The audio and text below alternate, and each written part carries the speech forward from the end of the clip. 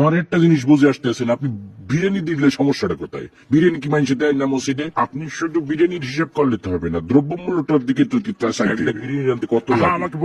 আমাকে বলতে দেন কাঁচামরিচের দাম, মশলাপাতির দাম, বাজারে যাই আপনি হিসাব করে দেখছেন বিরিয়ানি রানতে কত খরচ হয়। আপনি খালি বিরিয়ানি হাঁটতে আছে বিরিয়ানি রানতে বর্তমান যে খরচ হবে ওইটা দিয়ে ঢলঢলা খিচুড়ি আপনি 50 জন মানুষ এক পুরো গ্রাম ধরে আপনি খাওয়াই দিতে পারেন। বুঝলাম না, প্রতি বছর ইফতারির সময় আপনার একটা হিসাব করবোই তো, সমস্যাটা কি আপনার?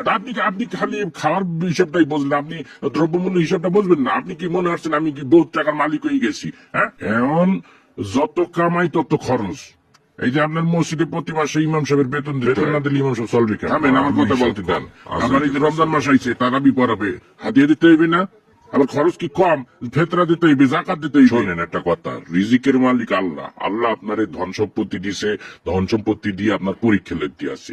এই টাকা পয়সা যখন তখন আল্লাহ লিয়ে যেতে পারে। আপনি এই টাকা পয়সা আপনার জানের সৎকা করবেন, ফেতরা দিবেন। মুসলমান হিসেবে এটা আমাদের সকলের দায়িত্ব। সবাই বয়ান কইতে বোঝানো যায় না, বুঝছো? যে তুই কোরআন বুঝাইতে খাওয়াইলেও বুঝবে না। কথা সবসময় মনে রাখবি, যে মানুষটা জায়গা দিছি তাকে কিন্তু ঘুমেতে উঠানো যায়। এই যে আমি বিরিয়ানি দিতে পারবো না, আমি ঢলঢলা খিচুড়ি দেব, বিরিয়ানি দিলে আমার সমস্যা, এই যে এত সময় ধরে বুঝাইতে আসো, একটা কথা কি ওর কানে গেছে? ও শুরুতেই বসতে আছে যে আমি ঢলঢলা খিচুড়ি দেবো, আমি বিরিয়ানি কতক্ষণ ধরে বুঝাবো? আমি এদিক টাকা শোন, আমি গত বছর আমি পুরা গ্রাম বইটা আমি বিরিয়ানি খাইছি না, পুরা গ্রাম মজামিলা হয়েছে। আমি শুধু আমাদের মসজিদ না, আমি ভাগ করে দিছি। আমি পশ্চিম পাড়া মসজিদে দিছি, উত্তর পাড়া, দক্ষিণ পাড়া সব মসজিদে আমি ডেক করে বিরিয়ানি পাঠাই দিচ্ছি।